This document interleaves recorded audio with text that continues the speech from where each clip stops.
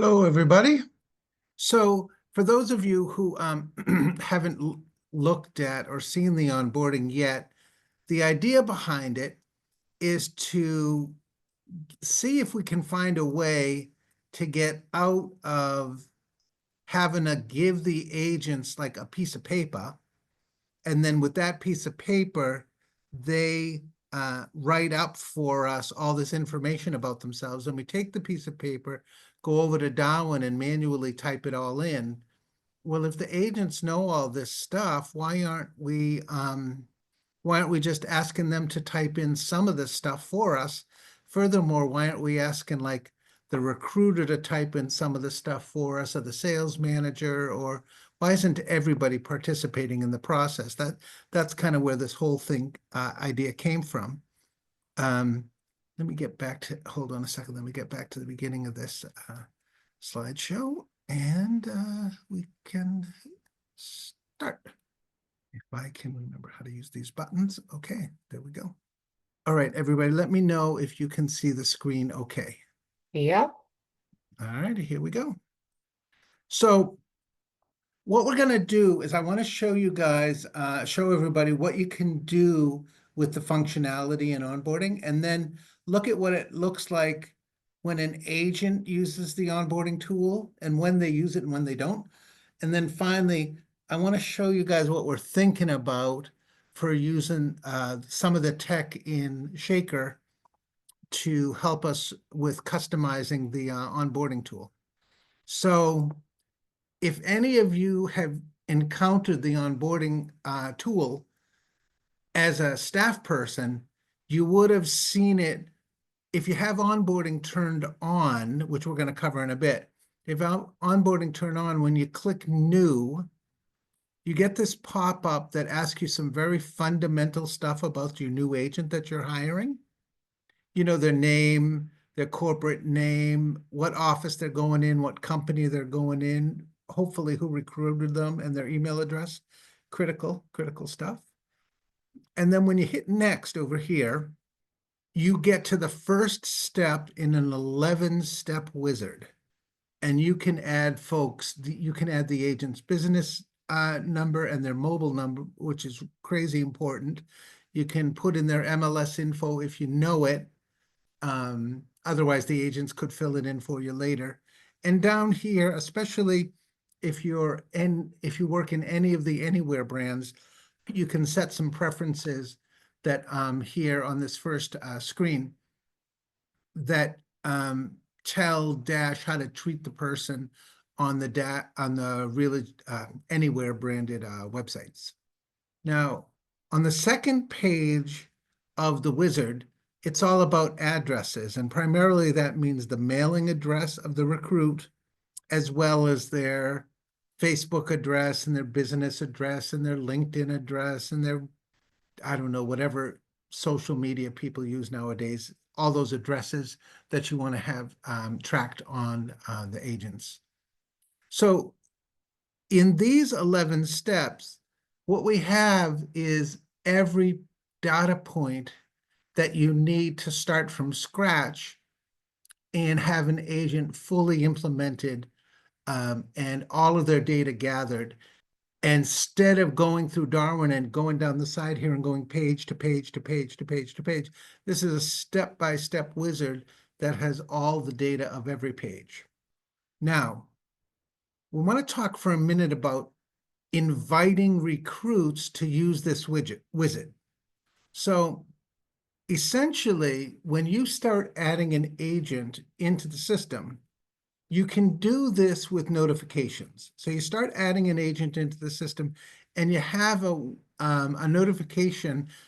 This is a typical one that a lot of people have already created called, new agent onboarding as a notification.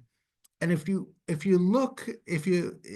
go in and you set it up, you'll see the normal thing is to set this up for both SMS, text messages, and email. And the entity that is being for this notification is a person. And you could say, you could have this notification triggered when a person is added, You could have it triggered when they're updated, or you could come up with some kind of custom rules about who gets notified that they are invited to the onboarding process or not. And I'll just show you these customizations. The normal simple customization is a person is added and the person type equals agent. So that means, because you put in buyers and sellers and vendors and title companies and mortgage companies, they're all persons. But this kind of invite to use the onboarding wizard, you don't really want to use that unless the person type is an agent. But you can make it more complicated if you want, or better still, you could come to one of the email webinars that we do twice a week and have the staff help you with it, because I've seen some people use the onboarding wizard for people that are already working, but they never had a Darwin login set up before. So if they didn't have a Darwin login before, and now you give them a Darwin login, this is the way that you can customize this event filter so that this invitation to use the wizard and use darwin.Cloud will be delivered to them once you take somebody that already exists and you give them a Darwin security login by giving them a username, you know. So there's a number of ways to filter and conditions that you can customize how you filter who gets one of these onboarding invites and who doesn't. Now, once you've got the conditions set for sending out an invitation to agents to use the onboarding wizard, probably what you want to do is come up with some text for what is the message you want the email to say. And what I want to point out here is something that's unique about this agent onboarding wizard. If you use it, it automatically gives the agent a username in Darwin for logging into darwin.Cloud, and it automatically gives them a temporary password. Remember, all the passwords for darwin.Cloud are temporary when you set them up, and when the agent logs in, you know, they change the password to whatever they want that's good for them, you know. But that's how, this is the messaging that you might want to set up for the email that goes to the agent. But you might also want to send out an SMS, and you can have both of those in place. So you might send a text message that says, you know, welcome to our company. We just sent you an email with your username and password. So check your email and log in. Maybe you put the darwin.Cloud login hyperlink in the text message. So you can have both an SMS and an email message triggered by when you start putting an agent in the system. Cool. So the agent gets that text message, they get the email, and one of the things that you want to think about is, remember I told you if you use the wizard, the onboarding wizard, to add an agent to Darwin, a couple of things happen. One thing is, it, like I said, it gives them a username, it gives them a temporary password, and it's smart enough to know that that person is an agent. So when it sets them up in security, it automatically makes them an agent, and it automatically puts them in the right office. So this means with the username and password, they're set up as an agent, they're set up in the right office. If that new recruit goes to log into darwin.Cloud at this time, they'll get the right version of Darwin, the agent version of Darwin, and they'll be set up with the right credentials and in the right office and all that. And so the agents log in, they put in their username and the temporary password that you gave them. They have to change the password to something new that's only known to them, not known to you or to account tech. And then they log in. And this is what I want to show you. The agent sees the darwin.Cloud for agents, and the dashboard is the home page. And right now they don't have any production or anything on the dashboard, but the dashboard for agents is grayed out, and they have the same onboarding first screen that you guys have. It has their name and who recruited them and the office that they work in. And just like you, they can click on the next step and they can put in their phone number, business or mobile, or they can see the one that you put in. If you put it in before them, they can add their MLS or all the MLSs they belong to, or, they'll see the one that you put in. But the thing that I want to cover right now is when this agent logged in for the first time, why did they get the onboarding wizard instead of just the regular Darwin where they would see their dashboard and see the spotlights about themselves, And here's where it comes from. I don't know if you all have noticed this, but if you're in your version of Darwin and on the agent basics page, there's a checkbox that says, is onboarding finished? If onboarding isn't finished and an agent logs into Darwin.Cloud, then they're gonna get, let me go back here. Oh, what am I doing wrong here? Can't figure out how to do this right. So when the agents log in, if their onboarding isn't finished, they're always going to get the onboarding wizard and nothing but the onboarding wizard. They can't get to any of the other functionality of darwin.Cloud as long as is onboarding finished is not checked off. Once is onboarding finished is checked off, then the agents are going to get the full Darwin, their dashboards, their reports, their credit card management, all of that kind of stuff. So you might notice when this agent logged in, they saw their name and stuff that we put in to get them started.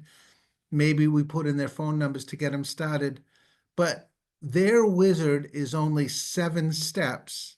But when the staff people are logged in, the agent wizard for staff people is up to, not always, but up to 11 steps. And as we go forward, we're going to talk about why the agent's version of the onboarding wizard is different than the staff version of the onboarding wizard. Let me just pause there for a second. Teresa, questions yet? Yeah, so just a clarification, even if all the information is in the agent record, if the onboarding is finished, is not checked, they'll still get that when they first try to log in, correct? Correct. And I should tell you guys this is important. When we made this feature, gosh, I think it was last year, end of last year, we finished it. This first version of this feature, we set all of your agents to is onboarding finished equals true. So none of your existing agents will know there's an onboarding wizard because by default, we set them all to be checked off that they're done being onboarding, So it's only new people that you add through this wizard that might have that setting set to false. What else, T?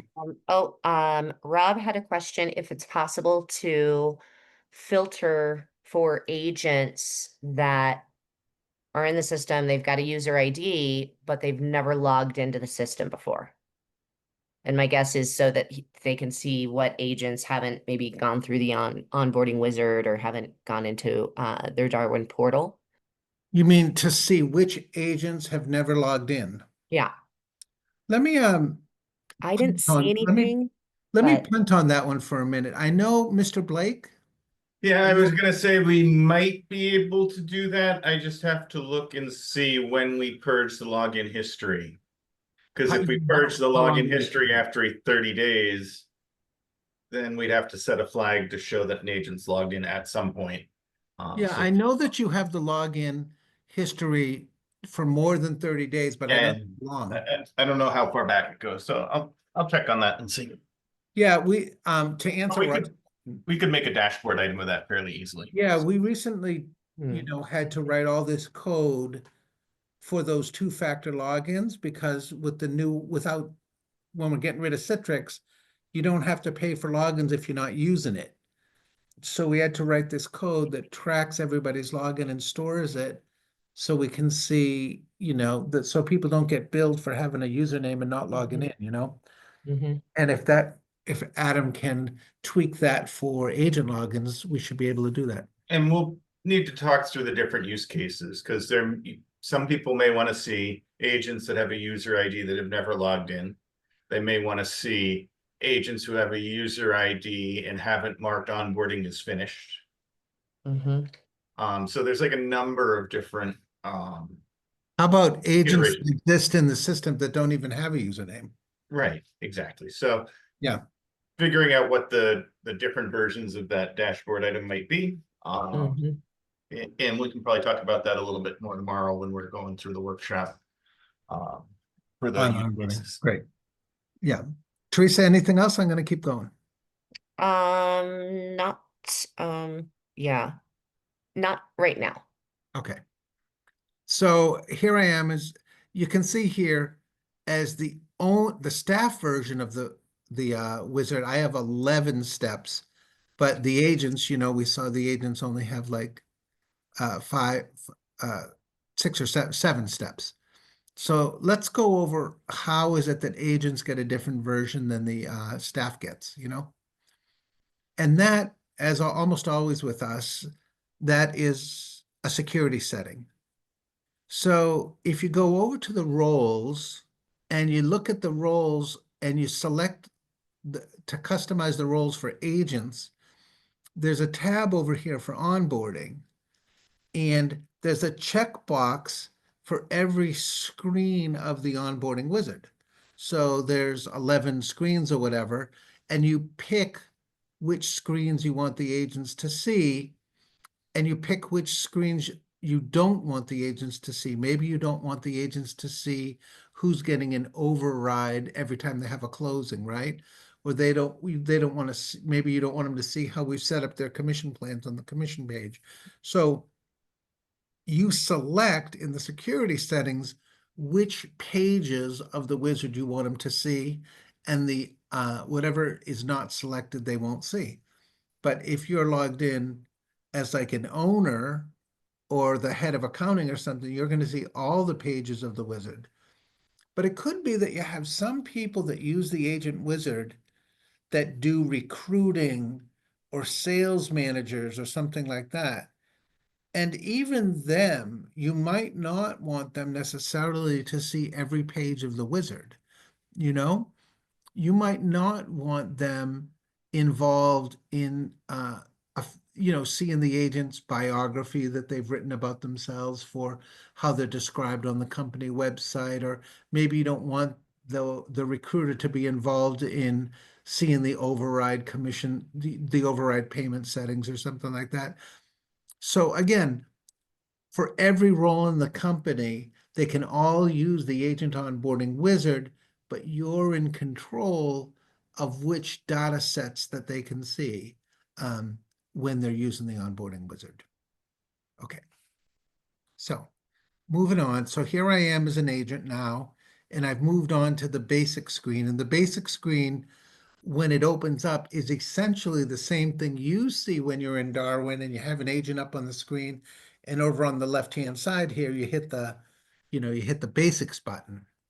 So the agent can go through here. They can put in their social. They can put in their corporate tax ID, their corporate start date, maybe their start date with you or their anniversary date, or you could have filled that in advance. They can put in their birthday. They can put in how much education they have, different things, And as they move on, right down here is maybe the most important thing with this little green button here on this screen.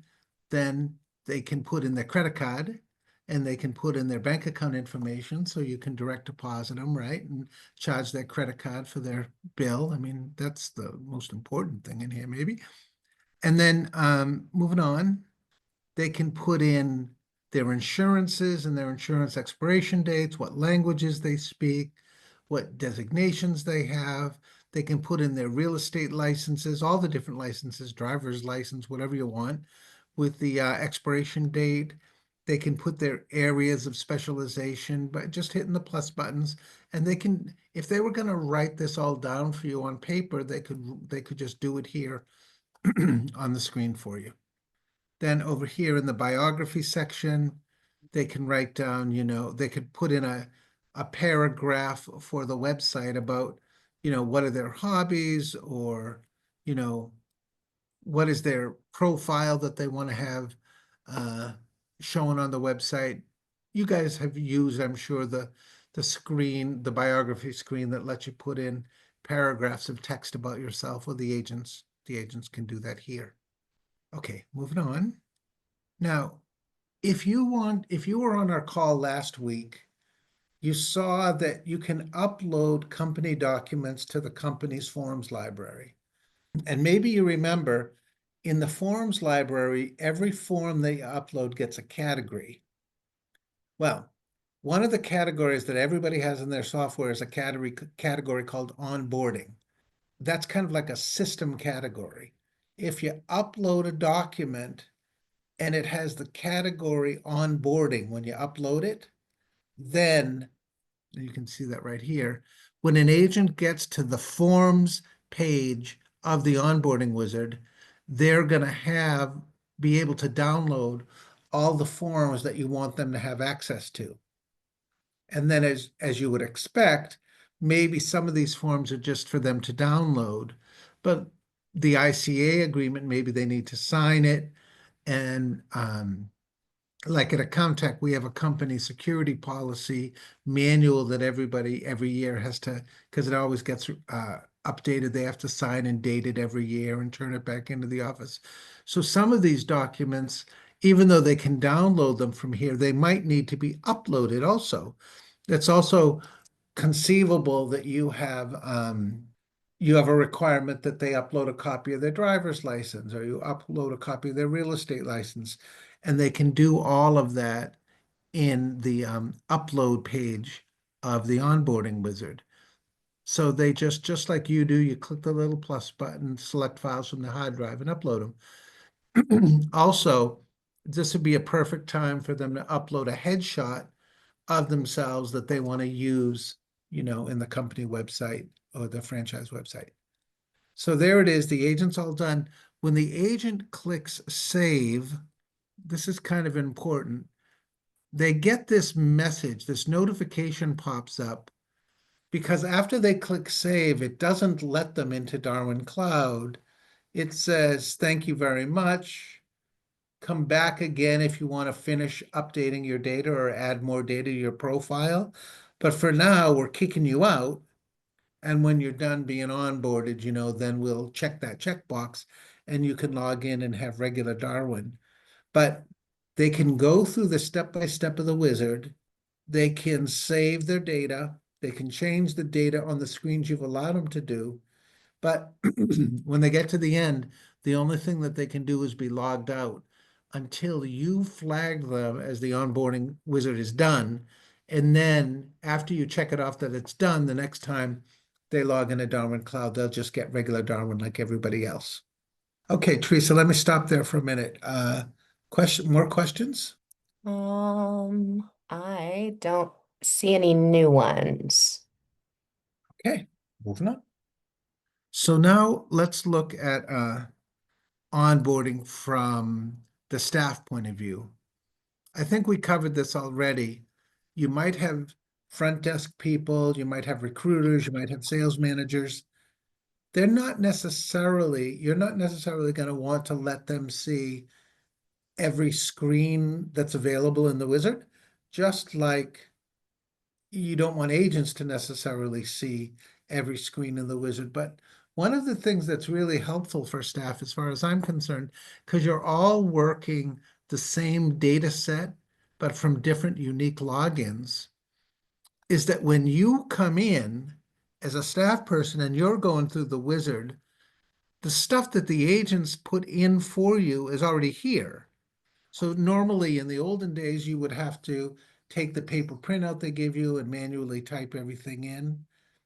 But you would come back here probably and add the data that the agents didn't add because maybe they don't know it, Maybe, for instance, an agent doesn't know who their coach is going to be or who their manager is going to be, So you might add some of those fields.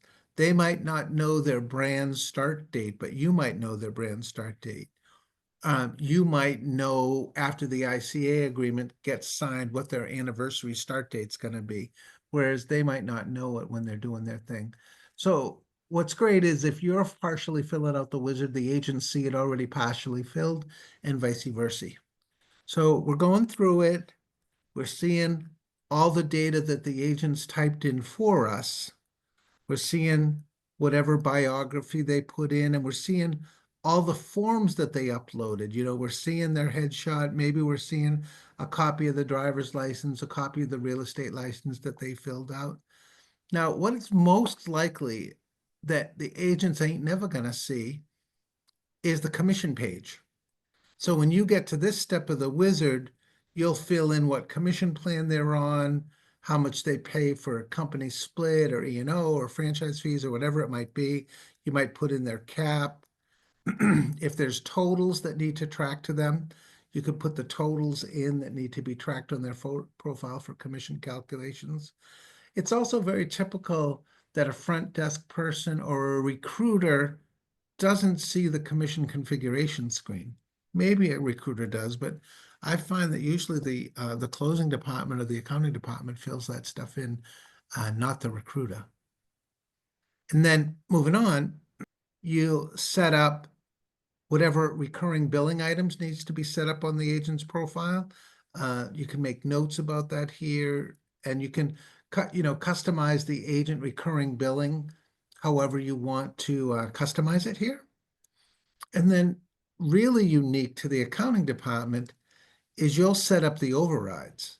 So clearly, almost nobody needs to know about the overrides that are being paid, but they need to be set up. So in this step in the wizard, you can add the overrides that need to be added to the agent's profile, customize them, do whatever you want. And then finally, you probably have a task list that you've created of all the stuff that you want to make sure the team doesn't forget when they're onboarding a new agents. So you can click the little plus sign to add all the tasks that you want to have on the agent's profile. And then when you click save, you're really finishing everything because, like I said, you've got the overrides done, you've got the recurring billing, you've got the commission set up, you've set up your task list, and now the agent is really set up. And if you're comfortable with it, this would be the time where you would check off that checkbox that, onboarding is complete. And then if the agent chooses to log back into Darwin, they can log back in and they'll get the regular spotlights and all the reports that everybody else gets. Questions so far? Yeah, so I've got a question. Chad was asking if we can set required fields in there so somebody can't move on to the next step until the item is filled in. And I know I've been asked that question before as well. Yeah.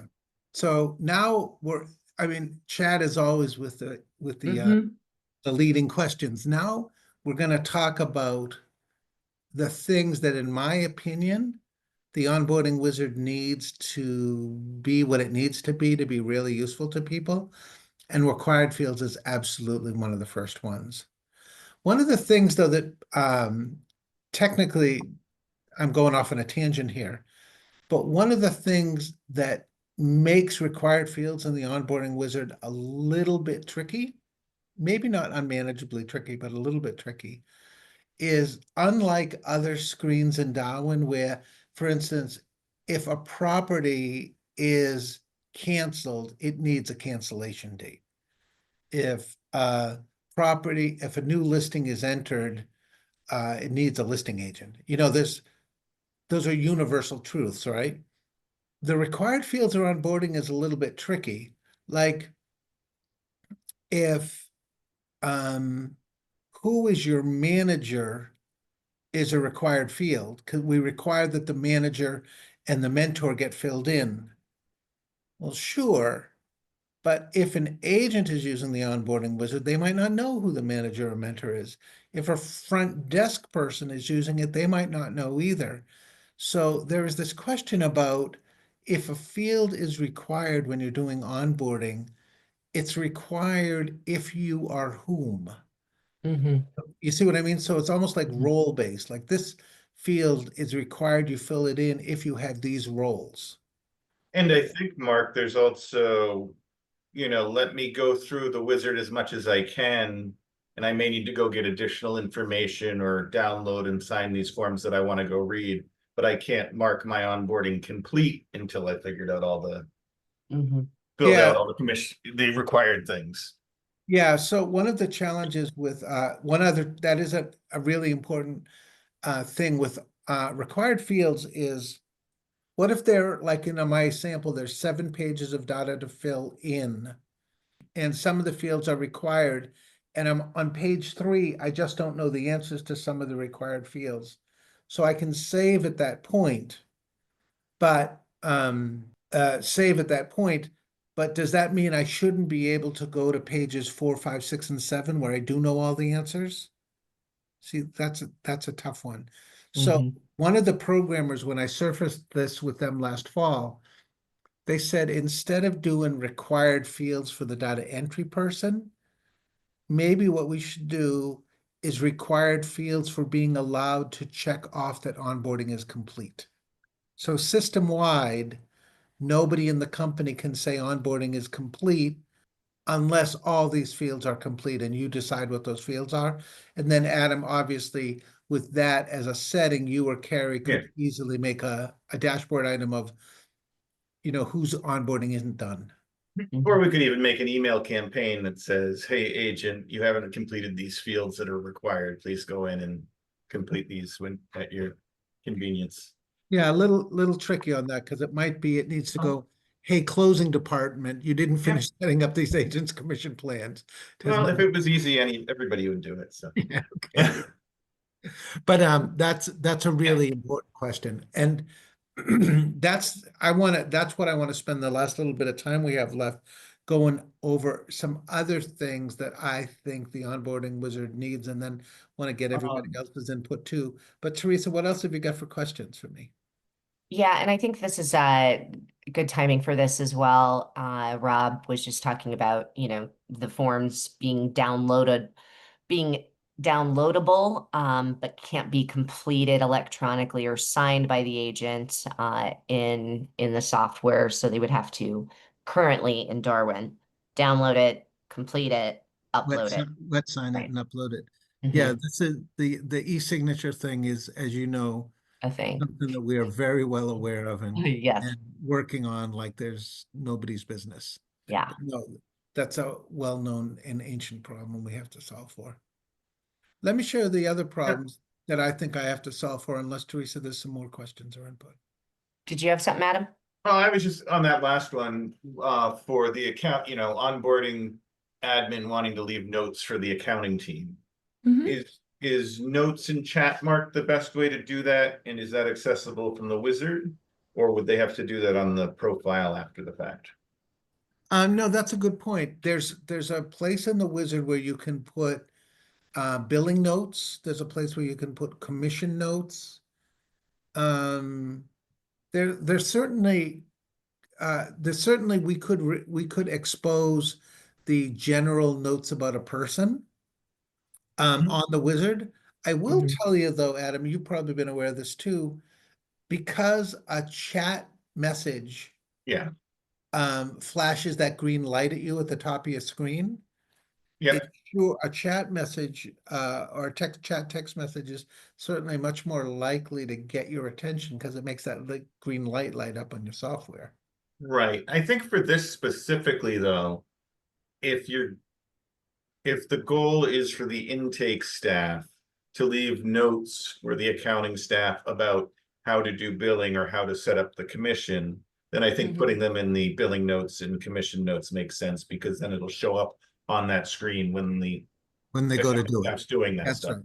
And those fields are already exposed in the wizard. Yeah. Yeah, you're probably right about that. Teresa, what other questions do you have? I think that was the last one I Can saw. I jump in for a question? Please. Okay, so we have in our account, we've made duplicate accounts with our staff and our agents. I know there's a way, I know they said in the chat box that you could just add the second position, but Will we just need to combine those accounts? Anybody want to jump in? I didn't really understand the question. Did, But did, if you have somebody that's an employee and an agent.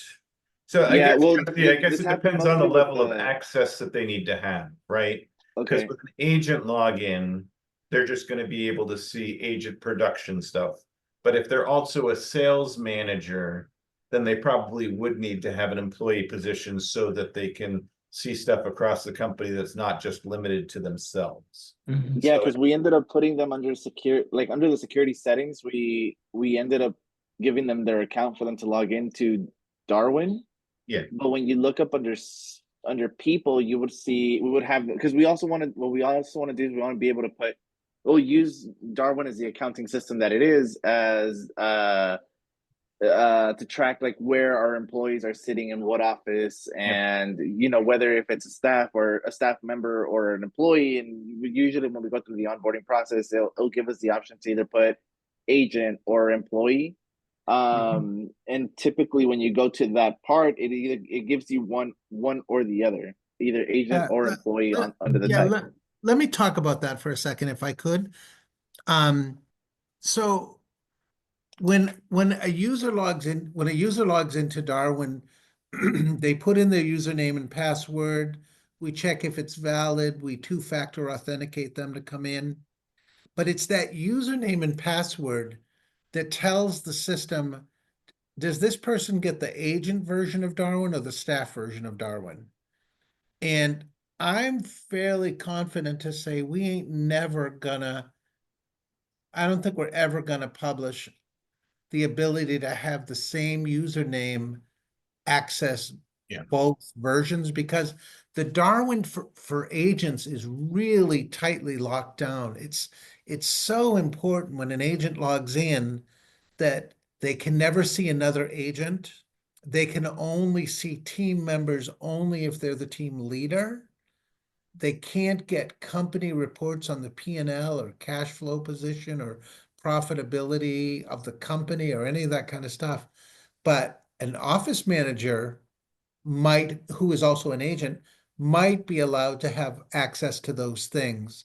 And so the version of Darwin that people get if they're an agent is so radically different and locked down and secure compared to what an employee gets. I think we're always going to Yeah. require a person with an agent role and something else to have two Because usernames. there's, Jesse, there's two parts to this. There's the security access to Darwin, which is what we're talking about now. As Right. far as what they have access to within Darwin when they log into that username. And then there's the access to what they have in Dash, because you might have somebody who's an agent, but is also the reload director.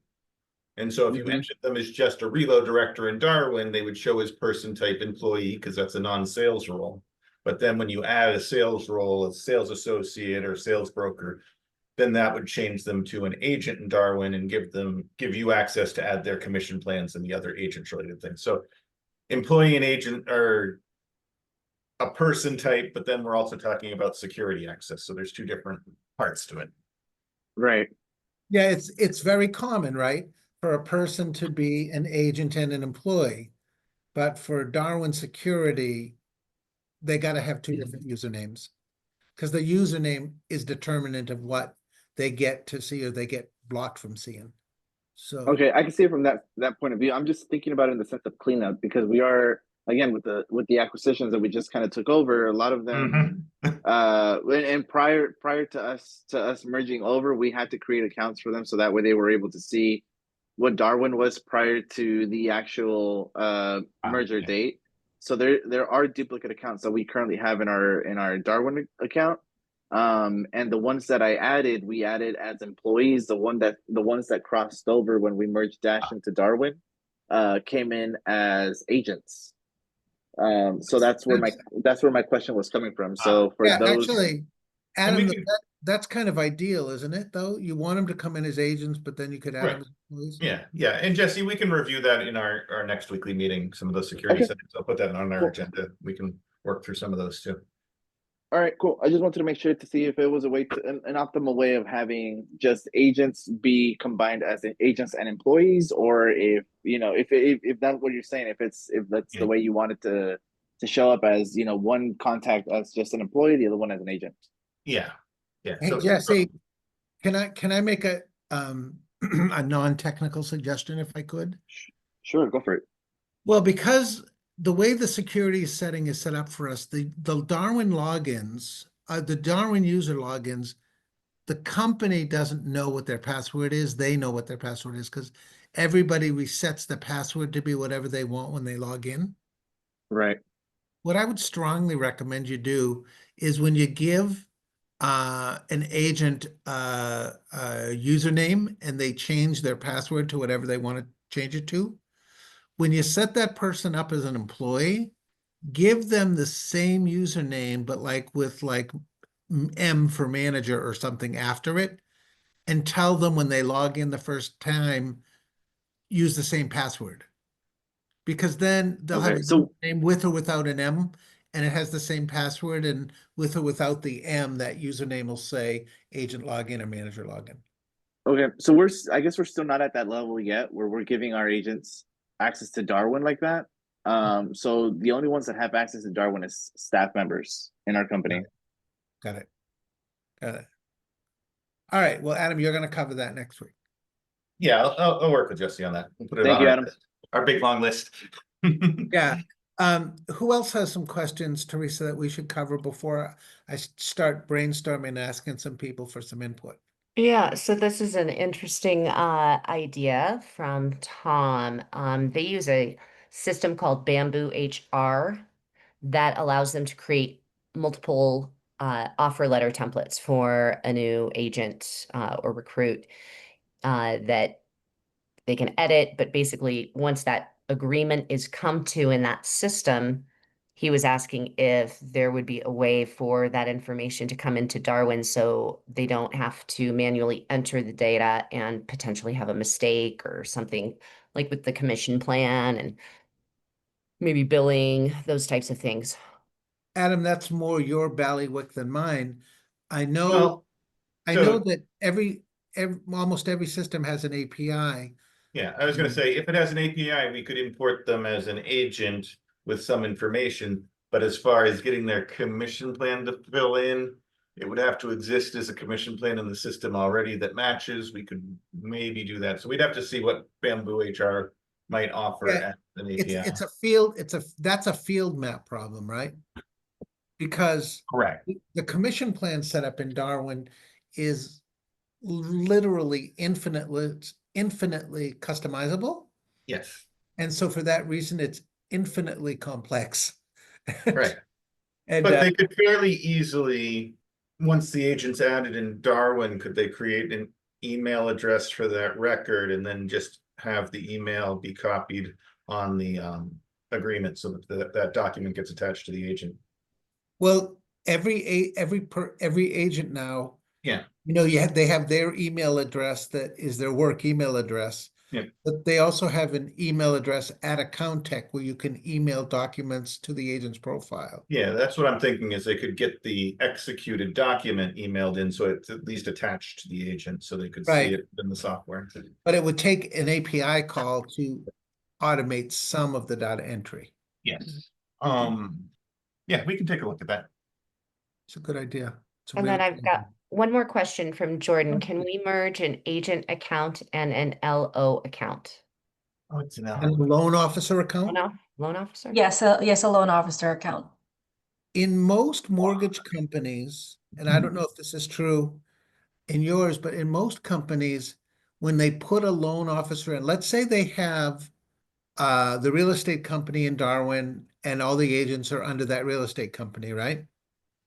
And then they put the mortgage company in Darwin, so Darwin can calculate the mortgage broker's commissions and you can pay all the bills for the mortgage company and you cut commission checks for the loan officer and you can 1099 them or whatever. They almost always set up the loan officer as an agent under the mortgage company. I don't know if that's an answer to your question, but that's the normal way that you would set up loan officers so that they have all the functionality and the commission tracking and 1099 tracking that agents have? Mark, I think I got this one. Jordan's one of my admins. I'll explain it to her a little bit more once we jump into Darwin. Okay. All right, Teresa, what else then? That was the last question I've got. All right, so now it's time for y'all to put your thinking hats on so I can ask some questions. So many of you guys know that last year, I think it was, that I bought this workflow communication platform called Shaker. And one of the things, it's a technology that Shaker has that I really, really love, that Darwin doesn't have. And when I say Darwin doesn't have it, I mean yet, because this tech is so cool. Once we're done digesting and figuring out how the Shaker code works, we got to put this in Darwin because it's so cool. So if you're working on a property in Shaker, you have the data, organized into these like groups, like here's the listing information, other information. You could have a section called dates, you could have a section called money, you could have a section called property type. You have like different sections of the data. And my programmers have already finished figuring out one-to-one maps. So because what we need is, if you are working in Darwin and your agents or your transaction coordinators are working in Shaker, and the property is in Darwin, then the property is in Shaker. If the buyer is in Shaker, the buyer's in Darwin. If the MLS changes some information on the listing in Darwin, it changes in Shaker.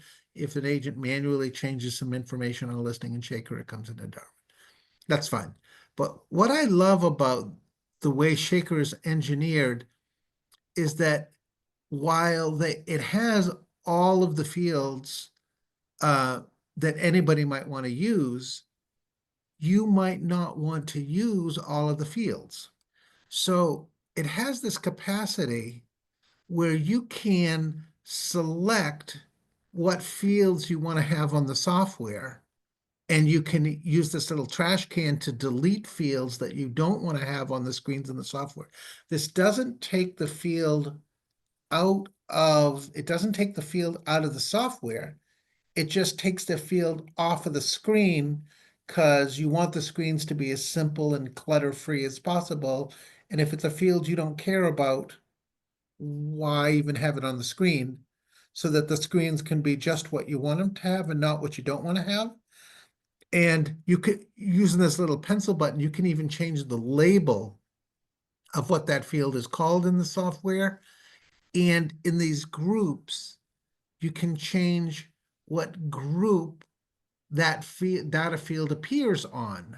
So that if you want the closing address to appear in the closing section, or you want the MLS number to be in the listing section instead of the address section, you can control this all. And when you change it here, it changes the user interface, and the data entry fields are organized and grouped the way that you want them, with the labels that you want that make sense to you.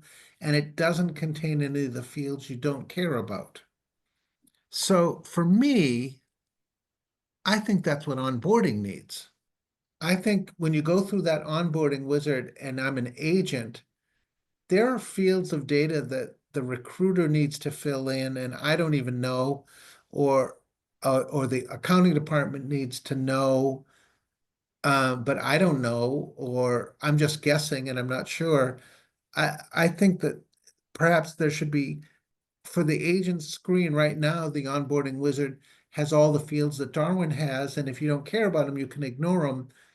But you don't have the ability to hide them or make them, or just take them off the screen so people don't have to deal with them.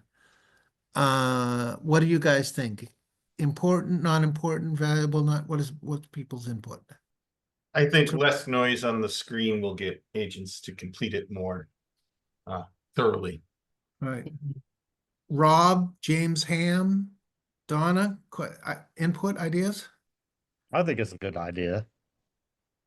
Customize it. I think e-signature needs to be at the top of the list, though. Yeah, I agree with you.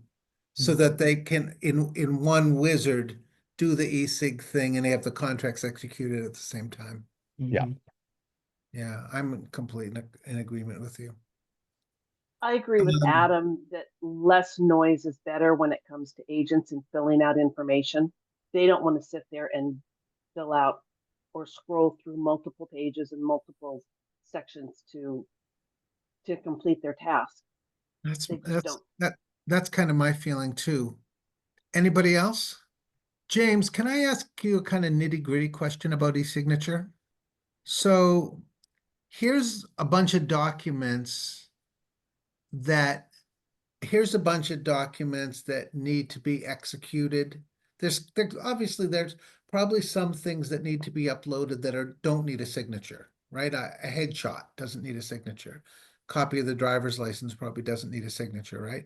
But there's lots of things, documents that do need a signature, right? Mm-hmm. If an agent is going through the wizard, should they get the document that needs to be signed inside the wizard? Or should it be sent to them by email? And then from the email, it's automatically loaded into the wizard. This is kind of a tricky mechanical problem that we're struggling to decide what's the right way to go. We all know agents. They don't read their emails, so I like it all in one place. So how would you imagine that works? So would you imagine that they actually read the document they need to sign right in the wizard and sign it right in the wizard? Yes. Interesting. And initial any important points that they need to initial. Well, Yeah. there'd be a little initial lines Yeah. in the document as placeholders. Because agents will always say they didn't read it. Yeah, but it's an interesting it's an interesting way to go about it, because you know how if you've ever done a DocuSign, it says, okay, you're ready to start this thing. And it just tells you, here's the next step, here's the next step, and you click here and click here and click here and click here. And that's what you're imagining, James. It's just almost like it throws you into an e-sig wizard, Right. just like you have this wizard and you go through it top to bottom, and then when you're done, you're done. Right.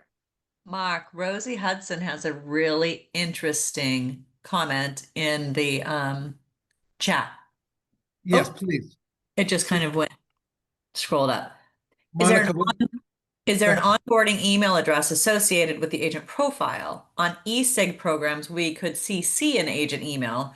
So once they signed the paperwork, it would get sent to the agent profile in the system, potentially. It's not a separate onboarding email, but you can see even on this picture behind her headshot, you can see the email address of the agent. So they could CC that within .loop or whatever e-sig program they're using. Well, I'm just thinking like we create email addresses for properties so that we could email documents to a property. Yeah, and so an email address is created for the agent. just so you know, Monica, about 2 months ago, the guys added an email delivery address for any person in the system. Okay, so the answer to Rosie's question is you could use that Yes. email address And to CC it. CC in your e-signature, whatever Software you're software you're using. using. You could CC that email address and it will get attached to the agent's profile in Darwin. Correct. Yeah, in the document section, which is right over Yep. here. Mhm. Which is where you would want to have anything that they signed be attached.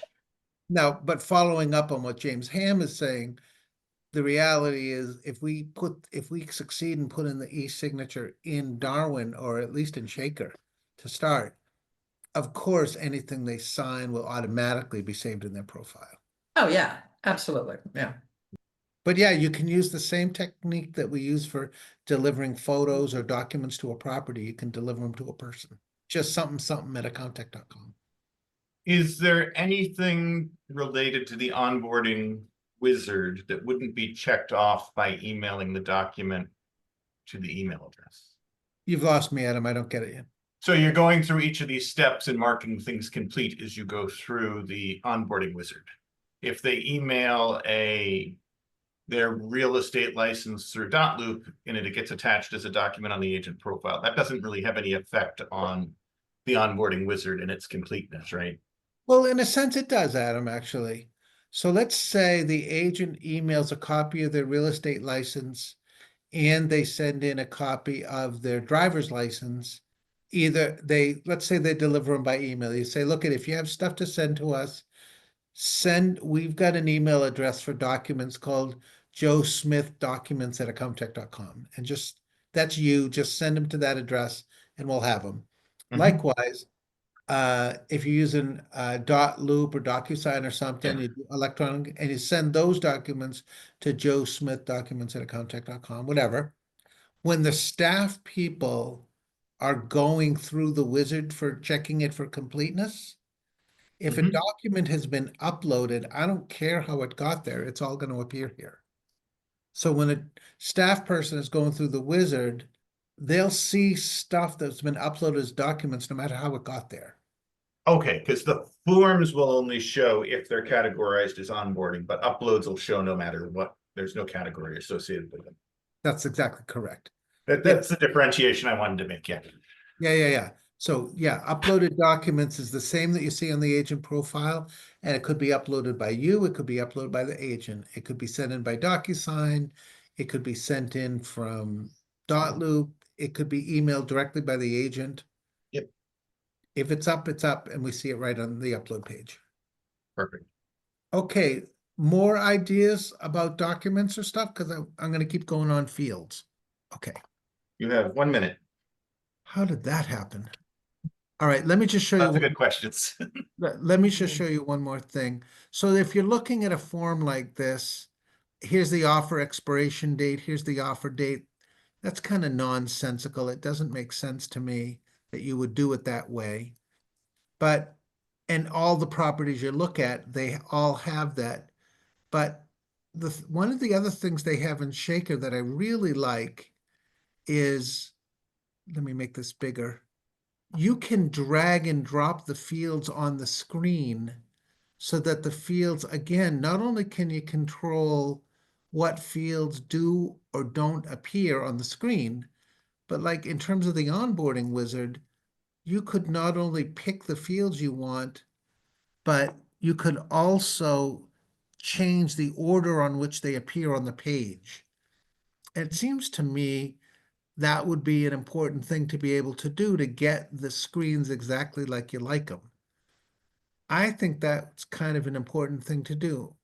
Does it not matter? Does anybody have an opinion about whether or not that matters or not? I know James's opinion is Right. like You said this first. e-signature and forget about everything else. But who else has an idea on this? Yeah, I personally think it's a little important. Like currently in Darwin, the sale agent or the seller and the list agent aren't next to each other. So when you're just like looking at it really fast at a property, you can get confused and be like, why don't I have my seller in there? Oh, that's But if you very have all the info next to each other that refers to each other, you can see at a glance what you do and don't have. Maddie, that's a really interesting insight. I've been doing this for 25 years. I never thought of that before. Huh. Or you don't remember thinking of it. Yeah, that's right.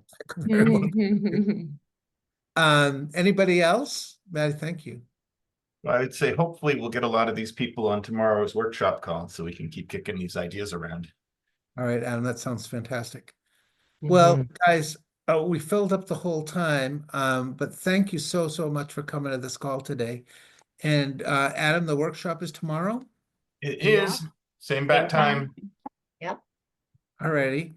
And that's for tomorrow, it's just about the actual nuts and bolts of setting this up for anybody who wants to set it up and configuring the different screens, setting up the security settings, setting up email or SMS messaging, and we'll just get into the nuts and bolts of doing it. Awesome. There we are. Thanks, everybody. Thanks for coming to the call today, and we'll talk to you all Mark. tomorrow. Thank you. Thanks, guys.